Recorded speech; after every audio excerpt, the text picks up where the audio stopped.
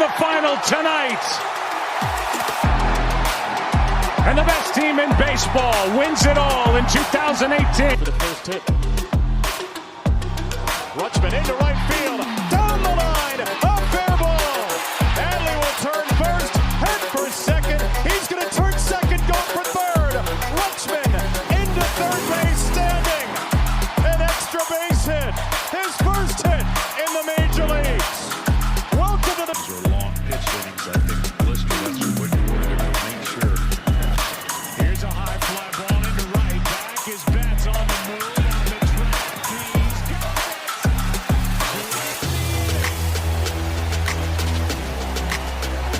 What a catch by Mookie Betts.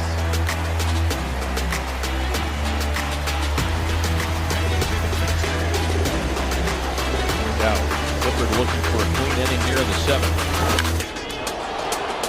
Hit well out to right center field. Jones still on the move, running out of room, and he makes it.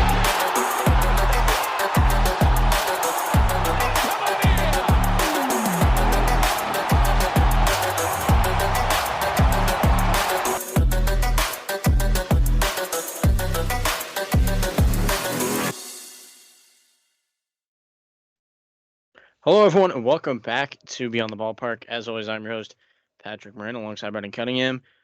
Today, the rankings continue.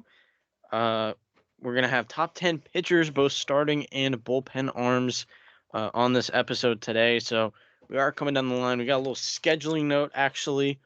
We'll do pitchers today, and then we'll do DHs and the top 10 players in baseball next week, and then we'll do predictions in week 3, right before the season starts.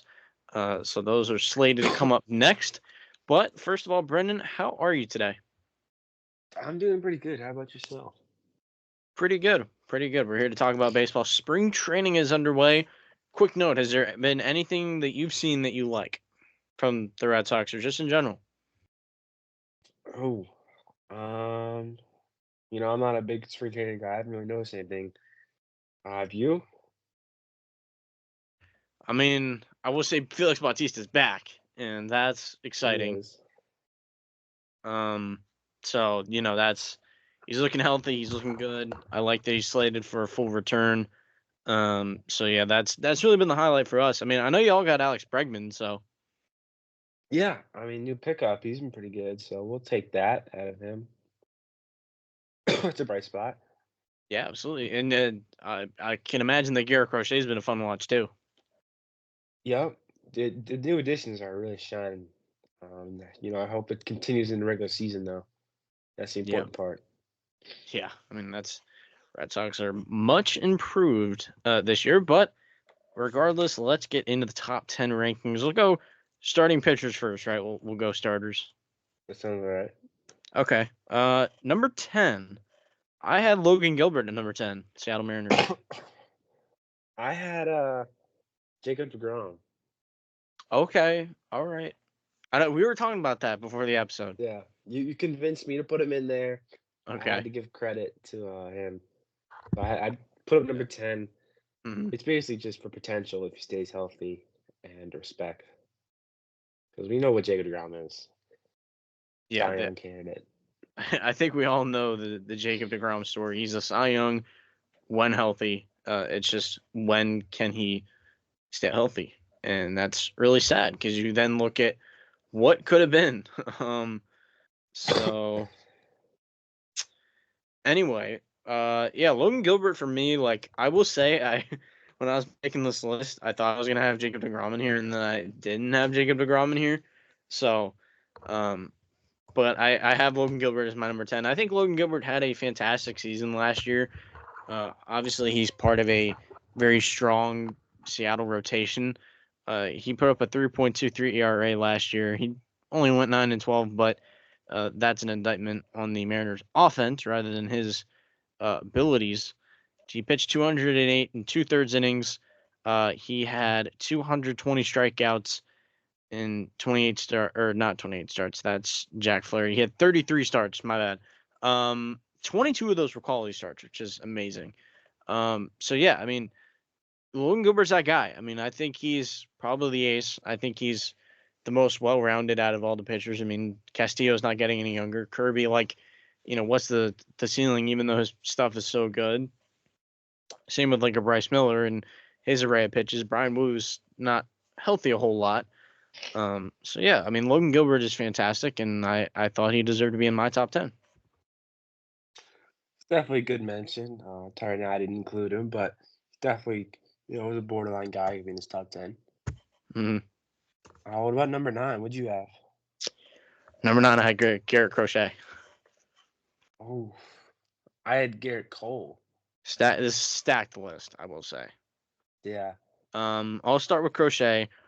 Yeah, I mean Garrett Crochet, like he's amazing. He's just so talented. He switched to let me try and find his page here. He switched to being a starter this year in 2024. He kind of had that chance because he was on the Chicago White Sox. There was like no risk of, him getting hurt or whatever, and just kind of pitching in a free environment. I mean, it's the worst team in baseball history. But Garrett Crochet was unbelievable. I mean, he had 3.58 ERA in 146 innings, 209 strikeouts, 1.068 WHIP. He had 32 starts. So he got all of his starts in, but he's obviously limited in the second half of 2024. He didn't get dealt, and he didn't get an extension.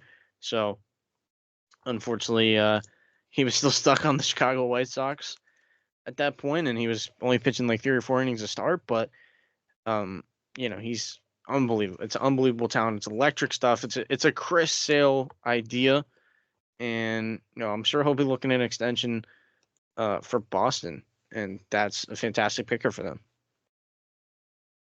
Yeah, hopefully we see the same production here. So I had Garrett Cole, another Garrett. I just kind of, he was injured this year. So I just kind of give credit to what he had last year. I know I'm not a biggest Garrett Cole guy. I think he's kind of a jerk. I'm not a big fan of him. I just kind of hate him. But you do have to see, like last year, he's like one of the best pitchers in baseball, and he's kind of been the past few years. I know he didn't play a lot this year, and he wasn't that good. But I'm giving credit to what we've seen. Maybe knocking down a few just because I'm a little biased. I don't really like Garrett Cole at all. But I had to put him in here somewhere. Okay, yeah, that's fair. I mean, Garrett Cole's not super likable, so but I'll talk about him a little bit later on my list. Number 8. Who did you have at number 8? I had Dylan Cease. Oh, Dylan Cease. Okay. I like that shout. Yeah. He's What about you? probably a just miss for me on Dylan Cease. I had Chris Sale at number 8. Oh, NL Cy Young. He could have been higher for me, except like he's old and I'm a little concerned. Do you want to go into Cease or do you want me to go into Sale? I want to hear what you have to say about Sale. This is interesting. Okay. So, yeah, I mean Chris Sale had a fantastic season last year. I mean, he kind of ran out of gas at the end. He only made 29 starts.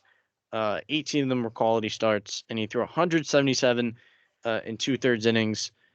He had 225 punch outs, 11.4 Ks per 9. I'll try and mention that from here on out, as Logan Gilbert had 9.5, so that's still pretty good, even though it's kind of a lower mark. 6.2 WAR, 1.01 WHIP, and he was amazing. I mean, we didn't really expect anything from Chris Sale in 2024.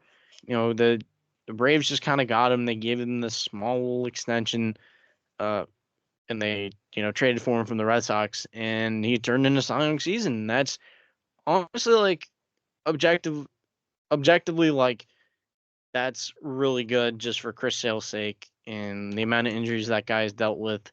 For him to have a year like this is, you feel good for the guy. I know he's not the most likable guy, but I always root for someone who has had injury history. So yeah, I mean, Chris Hill I think could have definitely been higher, except he's old and Father Time could catch him in the butt. Yeah, he's definitely, you don't know what you're going to get seeing what he's done in the past, especially in Boston. So for mine, Dylan Cease, ceased to exist. I think he had a great year. He put up a 3.47 ERA in 33 games, 224 strikeouts, a WHIP of 1.067. Strikeout per nine of 10.6. Very good numbers from him. He came in fourth in Cy Young voting. Um, the strikeout is obviously the highlight there. 189 innings. He got 224. I think Sale had 225 or something. So he was just behind Sale in those stats. So I think it's something impressive. I just think I know he maybe be a little higher with these numbers. I think last year I just had to take a hit as he wasn't as good last year. But definitely years like 2022, he was also this good. So I think Dylan Cease, he's been doing it a little while. He's been a little spotty, but I think when he's on, he's like one of the best pitchers in baseball. Yeah, I definitely agree. It's a bit of a roller coaster, but the peaks are really good, and that's what gets him in these conversations. Number 7, number 7 for me, another hurt guy, Spencer Strider coming in. Just Strider, I didn't have Spencer Strider in my list. I know. I asked you about the hurt guys, and I was trying to not forget anyone. Huh, I forgot him. Well, I had Cole Reagans. Okay, Kansas yeah. City Royals. Well, you want to go first? I'll go first, yeah. So Spencer Strider obviously was hurt most of last year, and he only pitched 9 innings total. Didn't really get to see a whole lot of him, but in his career he has been fantastic. He's kind of got that fastballs, nasty like high heat fastball with that devastating slider. Just his ability to rip those 2 pitches has led him to be one of the better arms in the game. And it's just important to remember that even though he was hurt, that he's still one of a really good arm. And in his career he's got 32 wins in 329 and 2/3 innings pitched, 495 strikeouts, 1.071 WHIP, 54 starts in his career. I believe he had internal brace, so I think he'll be kind of fine. He'll be better off than a guy coming back from Tommy John, even though it's still tough to come back from an injury like that. So, but Spencer Strider, you got to remember the peaks, and he's another guy where the peaks are insane. It's kind of a Dylan Cease type of idea where when he's off, it's not good, but when he's on, it's unbelievable. Yeah, for sure. It's definitely similar to Dylan Cease. And he could have been in my top 10. I just think injury had to do it for me. So for my number 7, Cole Reagans, the Kansas City Royals, came out of nowhere and just put up an All-Star season, put up a 3.14 ERA, 186.1 innings, 223 strikeouts, WHIP of 1.143, led the American League in strikeouts per 9. He was an all-star, like I said. He came in 4th in Cy Young voting. So impressive stuff out of Cole Reagans. He was sitting behind Seth Lugo. Maybe he's better than Seth Lugo. That's an argument to have. Who's better there? But definitely, a really nice season, Cole Reagans. You love to see the strikeout number. He's striking a lot of guys out. ERA's low. Everything good about Cole Reagans. What you want to see. And, a really nice pickup that the Royals got. Yeah, for sure. Number 6 on the list, I had Blake Snell. I also had Blake Snell. Nice match. There we go. Is Blake Snell on here? Did he pitch enough innings? I think so. No, he didn't. I don't think so. I gotta pull up the reference page. Do you want to talk about why you have Blake Snell at 6? I feel like this is mentioned again. This is another guy where when he's on, he's a Cy Young candidate, if not Cy Young winner. But when he's injured, which just happens a lot, and not playing, he's not. He's still good, but he's not what we want out of Blake Snell. So I think if he can stay healthy, he's an argument for number 1. So just keep him down to number 6, just because he can't kind of stay on the field, is tough. But this is scary for the Dodgers if they get him when he's healthy. I agree. I think part of it last year was that He had the late start to spring training. Like he got the contract late, being a Yeah. Scott Boras client, and he kind of had to get himself right a little bit. But when he got on track, he looked unbelievable. Uh, so he started 20 games last year at 3.12 ERA, 145 strikeouts and 104 innings, 1.048 WHIP. He can kind of get up there and walks a little bit, and that can be concerning at times, and that's what can limit him in his just potential. But regardless, he's an unbelievable arm. He's a two-time Cy Young Award winner, and that's it's just a great move for the Dodgers. They just built a just Thanos level rotation, and that features Blake Snow. Yeah, absolutely. So moving on to top five, getting into it now. I have newly acquired Arizona Diamondback Corbin Burns. I have a guy you already mentioned, Garrett Cole. Oh, okay. Um, I'll go first. Talk about Corbin Burns. Okay. This is a guy he's been, feels like top 10 in Cy Young for years now. And, he's always been talked about as best pitcher in baseball. He's always in that conversation. Um, you know, I think he's definitely been the best pitcher over the past maybe 5 years. He's been the best, but we're talking now. 2024 for him was good. He put up a 2.92 ERA, 194 innings, 181 strikeouts. A whip of 1.096. So good numbers. Strikeouts a little down, not kind of what you see. But still, he put up a great season in Baltimore. Still very valuable, and I think deserves top five. So I had Garrett Cole. You did not have Garrett Cole in your top five. Garrett Cole, I mean, another guy. You got to remember that he is one of the best pitchers in baseball at his peak, if not the best pitcher in baseball. He was hurt last year. He only started 17 games. He only had 95 innings, but he had 99 strikeouts, a 1.126 WHIP, a 3.41 ERA in those innings. Obviously, he didn't end the season on the note he wanted to, with the gaff in the fifth inning of the World Series Game 5. But, I mean, Garrett Cole, I still got to respect the fact that he is a premier arm in this game. He was a Cy Young Award winner in 2023 for a reason. And, I know he's dealing with some issues now, so that's also a little bit concerning. But he still absolutely deserves top five. He's worked for that his whole career. And, at his worst, this is a guy who's still hanging around the top five. So just had to put him here. Yeah, absolutely. All right. I just hate him too much. I can't put him in top five. All right. So number 4, who do you have? Another guy you already mentioned, Corbin Burns, is my number 4. You just talked about him. All right, yeah, close on that one. I also guy you already mentioned, Chris Sale. Wow. You want to talk about the formerly old Corbin Burns?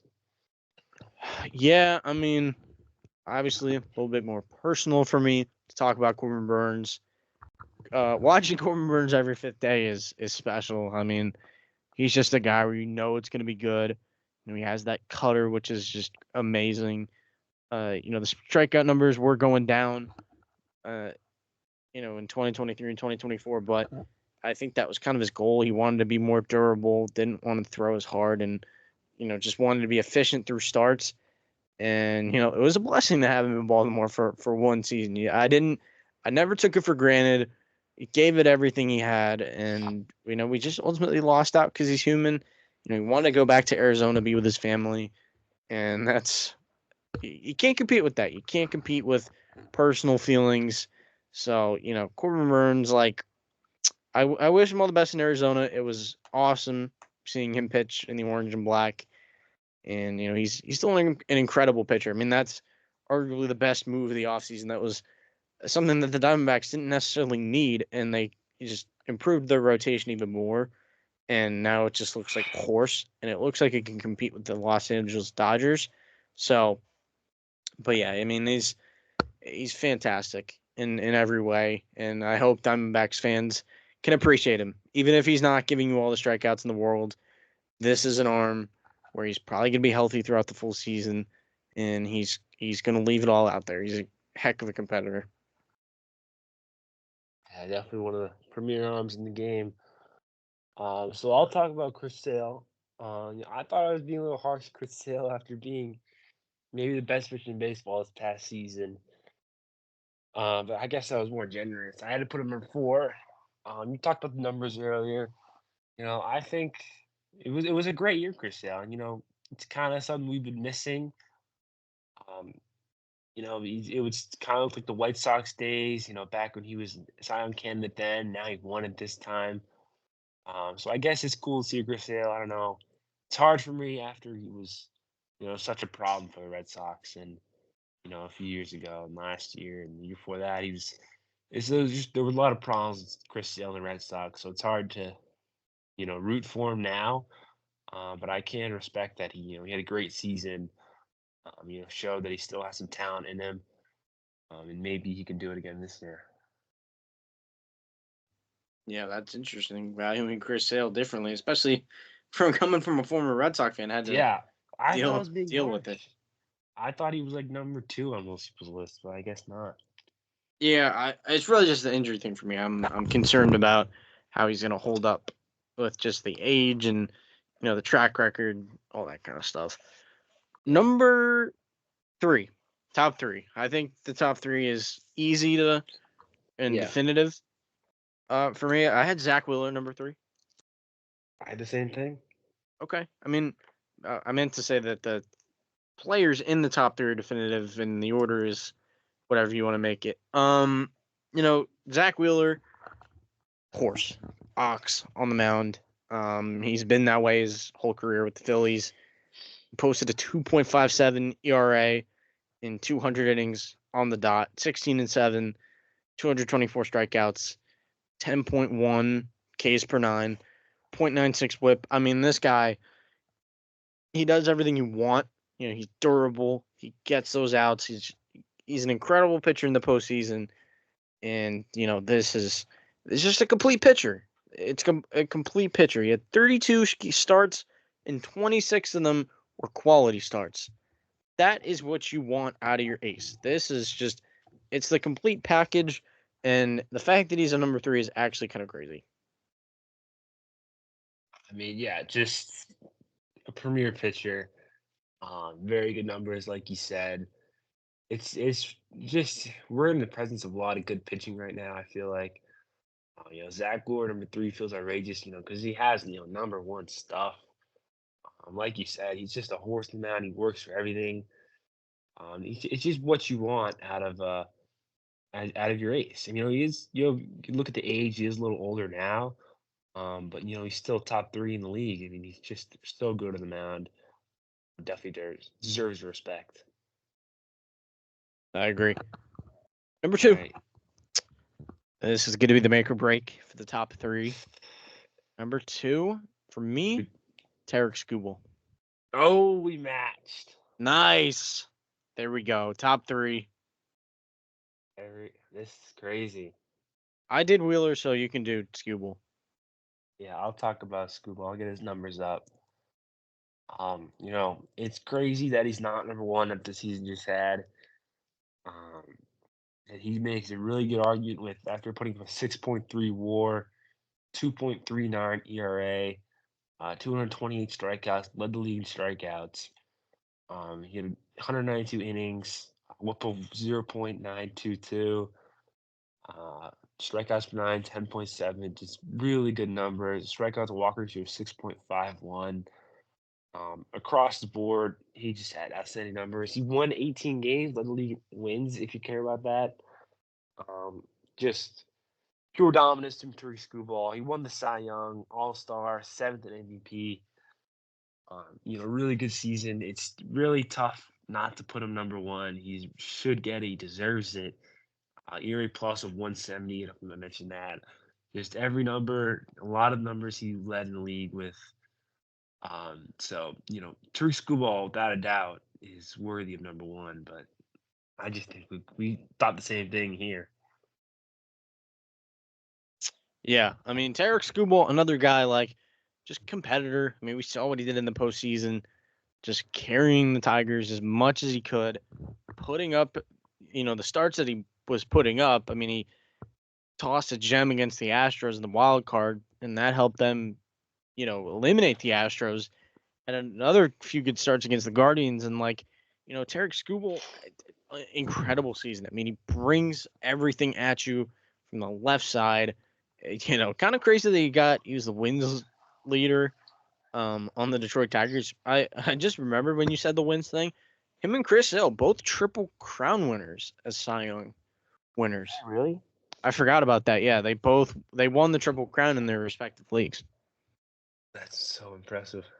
That is, but yeah, I mean, Tarek Skubal, like, he brings the energy, brings the heat, and you'd be hard pressed to find a better arm in the game, but unfortunately, you can. And we're going to talk about him right now. I would hope that we have the same guy, number one. Yeah. Do you have Paul Skeens? Paul Skeens, number one. Yeah. You want to talk about it? It's pretty straightforward. Paul Skeens. I mean, what is there to say? I mean, Paul Skeens is arguably the perfect pitcher. Arguably the perfect pitcher. I mean, he had a 6-WAR season in 2024 as a pitcher, wasn't even on the opening day roster. He went 11-3, a 1.96 ERA, 23 starts, 133 innings, 170 strikeouts, a .947 WHIP. I mean, this dude, number one overall pick out of LSU, was amazing there, and then he gets up to the Pirates, he wins Rookie of the Year, he starts the All-Star game. This dude's on fire in like just his career, and it's crazy what he's been able to do so far up to this point, and it's going to be incredible to see what he does beyond 2024. And it's 100 miles an hour fastball, slider, splinker, whatever you want to call it. Like, he's got everything. He's got everything you want in a pitcher. This is the pitcher you build in a lab. I mean, didn't you get like 2 new pitches? He might have. Yeah, Order- honestly, like I think he did in spring training. I think he's got like he's got a cutter and a 2-seam now. Apparently, he's working on that in spring training. I mean, we are in the presence of greatness here. This is, if you want to see an all-time great when he's young, this is it right here. He's gonna Yep. go down as one of the best pitchers in baseball. I mean, he's already number one after his rookie season. I mean, when has that ever happened? He's Yeah. number one. I mean, it's just the stuff is all there. Anything you want, he can do. I mean, I put him against anybody in the batter's box, and he can strike him out. He can get him out. He only didn't win the Cy Young because he just didn't play enough because he was a rookie and he got called up too late Yep. because he was drafted. So it's just I think he's gonna win the Cy Young this year. He's gonna be the best pitcher in baseball again this year. He's too good not to. His stuff is too good. He's throwing too hard. His stuff, it moves too much. He's too good not to get it. Yeah. I mean, I'm trying to find some of his records because I don't remember. I know he was setting records last year. Like he set the SEC single season strikeout record. Um, Hold on, I think I have it in a magazine here actually. Did you mention he started the All-Star game? I did. He started the All Star game in Tech as a rookie. As a rookie. As a rookie, like it's crazy. Let me look. I know I was just reading an article on Paul Skeens, and I know I can find this somewhere if you give me a minute. He's top in ERA plus by pitchers 22 years or younger since 1947. I mean, he's up there with Dwight Gooden, you know, Francisco Liriano, Vita Blue, Mark Pryor, Jose Fernandez, Mike Soroka, who's not that good anymore, but that's okay. Jim Nash, Sam McDowell, and Mark Fidrich. I mean, he's up there with all-time rookie pitchers. Whether they had great careers or not, like Paul Skeens is that guy, He's only 22. and he's only 22. I will say passes the eye test. What? He just passes the eye test. What does that mean? You watch him and you just know. You don't even have to look at the stats. You do. Yeah, you do actually. Yeah. You just watch him. You just look at him and you know. You know, Pirates did not miss with this pick. A lot of No. people were talking about where to go with Dylan Cruz. I think they made the right move though. Yeah. I think they did. Crazy enough. So we'll go on to relievers now. All my relievers are on this list. Oh, I have one reliever that was hurt last year. So we'll move on to relievers now. All right, number 10 on the reliever list. Who did you have? I had Edwin Diaz. Oh, wow. I had Edwin Diaz. Oh, Wow. I did not expect that. I didn't expect that either. Coming out of nowhere. So why did you have Edwin Diaz at 10? I guess it's just thinking about what he can do when he's at his best. I know 2022. I mean, was one of the best reliever seasons ever. I mean, just 1.31 ERA. Everyone remembers that 2022 Edwin Diaz CN with the song. I forget the name. Trumpet Boy. That was that was iconic. Hmm. And then he got injured and celebrating. So he didn't play 2023. Then 2024, he wasn't as good. But I'm just thinking if he can get back to that 2022, then we're gonna regret not having him in the top 10 because he has it. We know he can do it. And I think he can. He's still a top 10 reliever in the game, no matter closer in the game. Even if he didn't have a great season last year. True, absolutely true.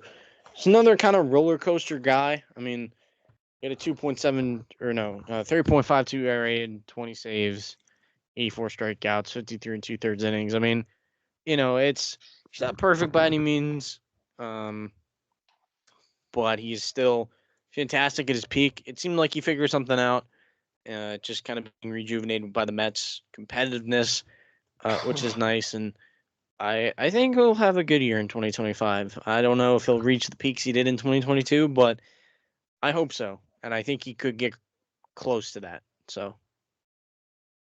For sure. All right. Who'd you have at number 9? Number 9 for me was Rizal Iglesias. Okay, we're 2 for 2. Wow, 2 for 2? Yeah, I had Dang. Rizal Iglesias. Wow. Okay. So Rizal Iglesias, I mean, it kind of goes under the radar. It feels like it almost never feels like you hear anyone talking about Rizal Iglesias and how good he is, but he's amazing. I mean, he had 66 games, he had a 1.95 ERA in 69 innings, 69 in the third, 34 saves. He went 6-2, punched out 68. I mean, I know he's kind of expensive with contract, but he's still really good, and he's definitely on the older side as well. So that can kind of hurt him in some aspects, but this is a closer right here. He's a veteran closer. He knows what he's doing. He had a .74 WHIP, which is insane. So, yeah, I mean, Rizal Iglesias, they got him for nothing from the Angels because it's like the Angels, and he's great. He's a great reliever. I mean, arguably put up his best season of his career. With a 2.9 WAR, highest of his career. So definitely, he's 34, but he still got it. I mean, Rizal Iglesias just continues to show he's valuable and worth that trade like you talked about. All right, number 8. Do we hit on this too? Who'd you have? See, Josh Hader. No, Jeff Hoffman. Oh, Jeff Hoffman. I didn't include Jeff Hoffman. I had to include Josh Hader. Okay, trade off. Yeah. All right. I just did Rizal, so you can do Hoffman. Yeah, I'll talk about Hoffman. So following last year, another great year. He had a 2.17 ERA, 68 games, 66.1 innings played. His WHIP was 0.965. Was an All-Star. He put how many strikeouts? 89 strikeouts, which is pretty impressive from him at reliever. So to have that, and that's very good numbers. Strikeout per nine, 12.1. So like I talked about, big strikeout guy. He's first All-Star game of his appearance of his career this year. A 31-8 season. He put together. I mean, after last year with the Phillies, he was also good. So coming from Cincinnati to the Phillies, he's just been good for the Phillies. Out of the pen, I think definitely deserves number 8 spot here. Yeah, I mean Hoffman certainly got a case, but I will say, interestingly enough, failed 2 physicals, so we'll have to keep an eye on that Oh, into 2025. It fell through with the Braves a deal, and it fell through with the Orioles, and he eventually had to settle for Toronto. So again, something to keep an eye out for. Josh Hader for me, like I felt like Josh Hader he had to be included. One of those respect type of guys, pitched in 71 games, 71 innings exactly, 3.8 ERA. I know the struggles were definitely there early. He did have 34 saves in those 71 innings, 105 strikeouts, .96 WHIP. I mean, Josh Hader's still amazing. I mean, it's kind of tough in the reliever position to just stay relevant a little bit because it's so volatile and it can just be so fluid.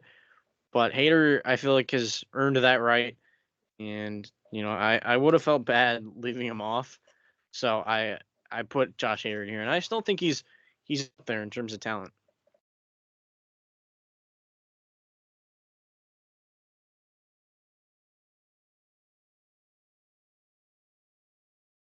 oh, sorry, I was muted there. Um, Josh Hader, he's been up here a while for sure. I mean, he's definitely been in conversations about one of the best relievers in the game for a while now. His numbers were good. I just think that it was a little too high for me. I had to knock him off at the top 10 for me, but still very good. All right, number 7. Who'd you have?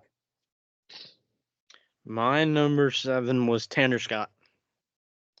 I had Felix Bautista. Wow. Okay. I'm just saying. You want to talk about Tanner Scott? Sure. Yeah. Tanner Scott. He's fantastic. Again, I mean, we can talk about it for days how a lot of these relievers are just nasty. um, but Tanner he's that guy. I mean, he got paid by the Dodgers. I think it was like what, 4 years, $72 million, and he split his year between Miami and San Diego. He joined a super pen in San Diego. He had 22 saves, 1.75 ERA in 72 innings. He went 9-6. He racked up 84 strikeouts in those 72 innings and 1.13 WHIP, 36 walks. I mean, it's good to see that he has the control and he has the walks under control a little bit. Just because seeing him in Baltimore early in his career, like you could see that he was really good, except he had no like command. So he's kind of been able to hone that in, and now he's going to the Dodgers where he can be optimized even more. So that's scary. He's talk about super teams. Like, yeah, it's Dodgers are just it's unfair. They got like an all-star team, and Tanner Scott's amazing. He's joining the Dodgers, and he's going to be in the back end of that bullpen along with Michael Kopech and what's his name, Kirby Yates, and that's like a cheat code. Yeah, it's too good. All right. Felix Bautista, my number 7. It might be a little low for you. I know I mean, what do you call him? The Mountain? That's his nickname. The Mountain, yes, he's the Mountain. 6'8", 285, just a beast. Just for context, Um, he had a bobblehead giveaway. It was right after he got hurt, and his bobblehead is literally like bigger than the average size of a bobblehead the Orioles give away. I mean, it should be when you're that big. Just a Yes. lot of person. So, big thing with Bautista is he didn't play in 2024. He's injured, but 2023 and even 2022, he's one of the best relievers in the game. He can't. I think he won what's it called, the Cy Young Award in 2023. So it's good still. We know what Felix Bautista can do. I just feel like I had to knock him a little bit because you never know relievers, and especially getting injured after a year. Um, it's tough to keep you there. So I gave respect to number 7, just because he is so good when he's healthy. But with a position like you said that's so fluid, and after missing a year, you don't know.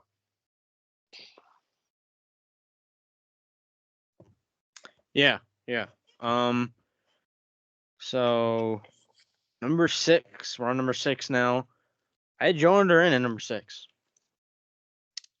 At Kirby Yates. Oh, wow, I didn't include Kirby Yates. I didn't include Duran. Yeah, this is his thing with the relievers. It's very subjective. Yeah, it's extremely. Yeah. So I'll talk about Kirby Yates. All right. So Kirby Yates, I think had a great year. We just talked about now he's coming to Dodgers. We give you his numbers. He had 3.3 WAR, 1.17 ERA, 61.2 innings played, struck out 85 batters, a WHIP of 0.827. Came in 8th in Cy Young voting, so that's pretty impressive out of him. Strikeout per 9, 12.4, so he's striking guys out. The ERA is low. I think he's just kind of what you want in a reliever. I think he was pretty high in the saves list too. He had 33 saves, so that's pretty impressive at him. He was second all MLB team at relievers, so that's also something impressive. I just think it's scary for the Dodgers to have this guy in the bullpen after they just picked him up from Texas. He is 37 years old, so maybe we're not going to see the kind of production that we saw last year, but I still think he can put up a good season. Maybe not as good, but similar to what we saw in 2024 for the Dodgers. Yeah, that's a good shout. Joe Duran, I mean, Joe Duran, another guy. This stuff is just crazy. He had a 3.64 ERA, 23 saves in 54 innings, I believe, right around there. Yeah, 54 and a third. He was another guy that was a little bit hurt and was kind of dealing with some stuff, but he had 10.9 strikeouts per 9, 1.16 WHIP. He's got that fastball splinker combo. He's got some crazy stuff. He was a top prospect as a pitcher for the stuff, and it never really worked out as a starter, and they just made him a closer, and he's one of the premier closers in the game. It's electric, and I don't know how you touch it. Yeah, he's definitely got some killer stuff. All right, moving on to number 4. Who'd you have? My number 4 is Devin Williams. Ooh. All right. I had Nate Smith. Wait, no, we're number 5. We're number 5. Oh, 5. My bad. My mistake. Who's Okay. your number 5? Number 5 is Ryan Helsley for me. I had Cade Smith number 5. Yeah, I got it mixed up. Okay. All right, you want to talk about your guy? Yeah. Ryan Helsley led the league in saves last year with 49. I mean, he's amazing. Do you think he gets dealt? Just on a side note. Yes, he's too good to stay on a bad team. He's got to go somewhere. And then where do you think he goes? Gosh.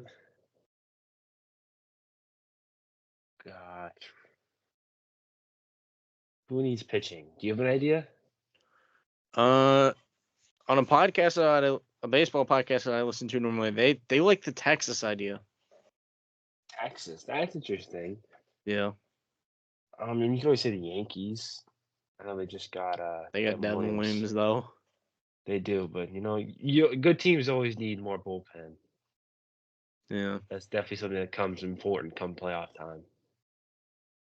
I would say Cubs too, but they just got Ryan Presley. Yeah. Oh, wait a minute. What about D-backs? To get more pitching, that'd be Yeah. Lockdown closer. okay. Yeah, I D-backs guess are fun. that works. It's not like And they have many guys that are going to impact the major league roster, although teams could probably beat them out in offers. Anyway, Ryan Helsley in 66 and 1/3 innings. He had a 10.7 K per nine, 1.10 whip in 65 games. It was a 2.04 ERA, 7-4 on the regular season. I mean, this guy's amazing. Like it's kind of a guy that goes under the radar because it's not like super sexy, but throws 100. You know, he's got it as a closer. You know, the stuff is nasty, and I hope he can go somewhere where he can compete as rather than toiling away with St. Louis, who's kind of stuck in purgatory. yeah, definitely want to see him get out of there and get pitching in October. So I'll talk about Cade Smith now. In 2024, his rookie season, he came in fifth in the Rookie of the Year, ninth in Cy Young. So obviously impressive numbers. I'll read them to you now. In 74 games and 75.1 innings, he had an ERA 1.91, 103 strikeouts, WHIP was 0.903, strikeout rate at 12.3. So very good numbers. He is a rookie, so I had to give a little, maybe not keep him as high as he maybe could be. I know I'm saying that after putting Paul Skeens at number one, but that's Paul Skeens. So, Cade Smith, definitely very good player. I'm sure he can rise after this season if he keeps the production we're seeing. After he just kind of gets more credibility, I can put him higher. He's just great in this, Cleveland bullpen with another guy I think we're going to mention later. Yeah, I mean that's a great shout. I mean, I know my list is all closers, but if you're looking at relievers as a whole, like he's up there. So number 4, I already said my number 4 because I skipped over number 5, Devin Williams, the Airbender. Yeah. My number 4, I had Mason Miller. Okay. Okay, I'm starting to see that it's probably gonna be set back because of my number or my top of the list. Yeah. So Devin Williams, I mean, he's got the Airbender changeup that the Yankees have acquired, and it's gonna look nasty for the Yankees, and it's not gonna be fun as a Yankee and a Red Sox fan, or as an Oriole and Red Sox fan. So we certainly gotta watch out. Yeah. Although crazy enough, the Brewers aren't gonna feel it because they're the Brewers and they're gonna like produce relievers like it's their job because it is. 1.25 ERA in 22 games. He had 14 saves, 21 and 2/3 innings pitched. He was hurt, but he had a 15.8 K per nine, 0.97 WHIP. This guy, we know what he is at his peak. The changeup just defies gravity. It feels like, he's going to be locking down games for the New York Yankees. So it's going to be hell. You don't want to be going down one into the top of the ninth. Yeah, it's gonna be tough playing this guy. How many times we play each other this year? Which is all the time. So that's not gonna be good. He's gonna be a problem in those ninth innings when we're trying to get back. Because he's gonna probably shut us down.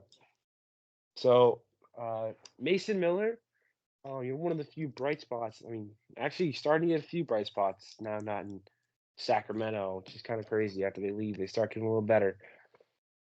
Mason Miller had a great year. In 2024, he was an All-Star rookie of the year, came in fourth. So another rookie. He put up a 2.49 ERA in 55 games, 65 innings, 104 strikeouts. A whip was 0.877. Just, great strikeout numbers. He's definitely at 26 years old. He's a real young, good player for this A's team that is kind of looking to come back and after with this young team and maybe compete a little. So he's definitely a really good piece out of that bullpen for them. For sure. Number 3 now. I have Mason Miller at number 3. There you go. I had Ryan Easley. Okay. Oh, all Two right. guys already So, mentioned. yeah, I already mentioned Ryan Helsley. You just talked about Mason Miller. It's like you said. I mean, he's a bright spot in a world of darkness in Oakland slash Sacramento. I mean, he's another guy where he's pumping over 100, and this guy is just tough to be a starter, but he's just had so much injury trouble that he's shifted to a reliever role, and it seems like it's going pretty well for him. He racked up 28 saves, he had 104 punch outs, .88 whip, which is kind of crazy. I mean, he's a guy he's young, and the sky's the limit. So he also had trade rumors floating around him, so that's kind of wild. I think that was like back in 23 or 4, might have actually been this past season. So yeah, I mean he's incredible. He's an incredible talent, and this is a guy that the A's should hold on to while they're kind of in limbo.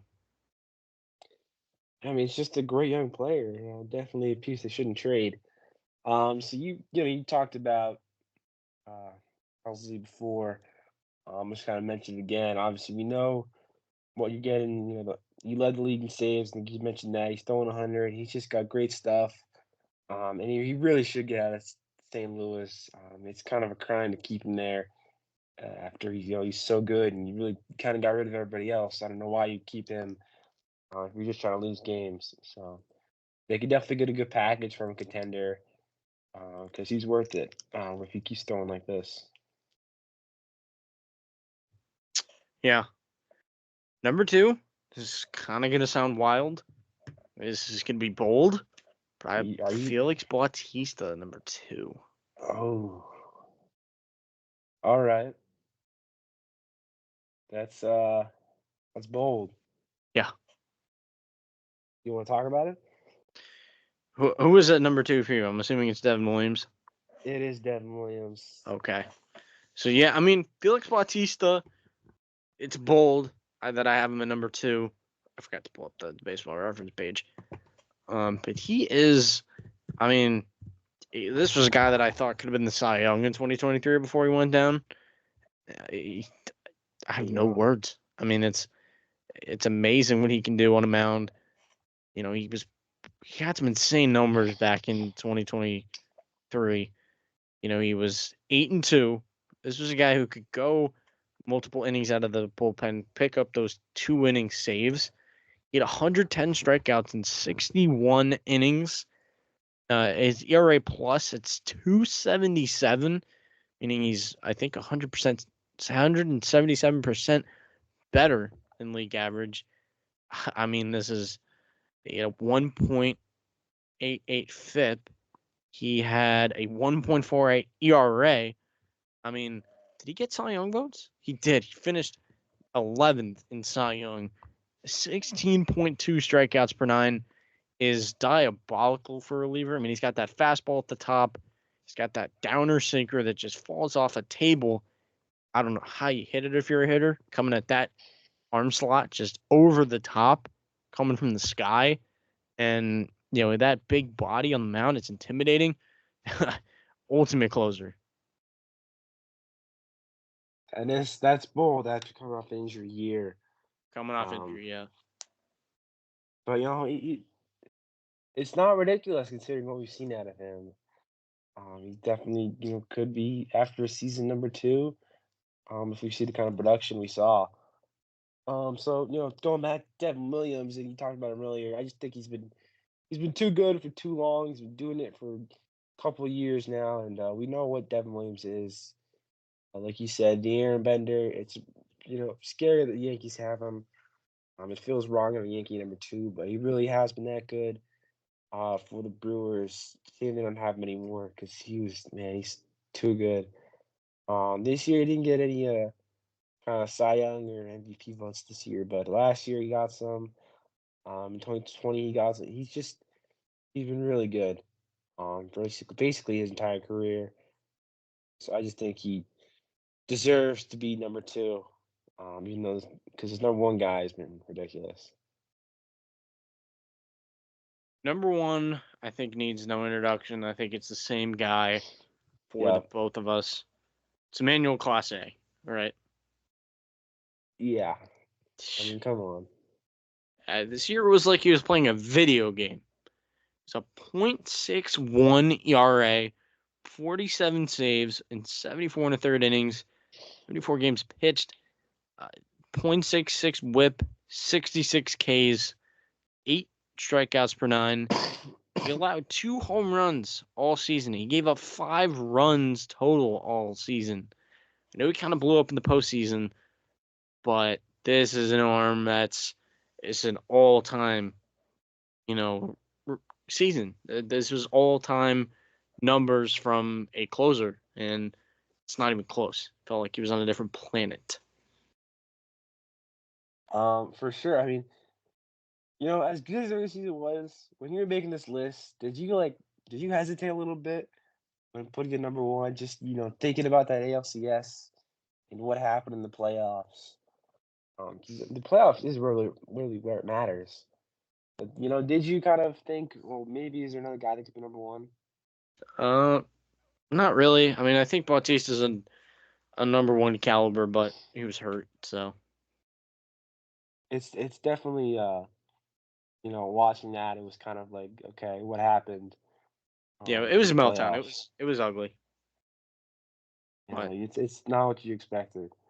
no. But yeah, like you said, the 5 earned runs all year is ridiculous. I don't know how that's possible. It's basically like people got lucky and they got a run. So this it's like you said, due to game numbers from Class A. For sure. I mean, it felt like I felt like teams got more runs off him in the postseason than the regular season. That might be true. It's, You know? whatever it was, it's an absolute joke. He made it look easy with the stuff. I mean, he had this splitter, cutter. I forget what he's got. He's got a fastball. I mean, it's crazy, crazy stuff. But that'll be it for this episode. I mean, the reliever list, I will say, it could look a lot different in 2026. Feels like it always is. Yeah, I mean, it's a volatile position. We covered all the So pitching, so we got DHs and then top 10, just overall. all right. And then obviously I'm looking at it now, postseason pitching. He actually in the ALCS and ALDS combined, he had 8 earned runs. Yeah, So I mean, he that's did crazy. have more earned runs in the postseason than he did the regular season. Wow, that's crazy to think about. Yeah. All time Um, season. So, that's a wrap. Any last thoughts before we head out? no, I mean, should be fun next week doing that top 10. Now, interesting to see what we put there. Definitely should tune in for that. Yeah, top 10 overall will be stacked. I have no doubt. And then we'll do DHs as well. So, hitters. We're talking hitters. We're just talking pitchers. All these guys do is hit. So that should be fun from the casual baseball fan who just likes their homers and likes guys who crush it. So that'll do it for this episode. I hope you guys enjoyed. Everything is in the description as always, and we'll see you next time.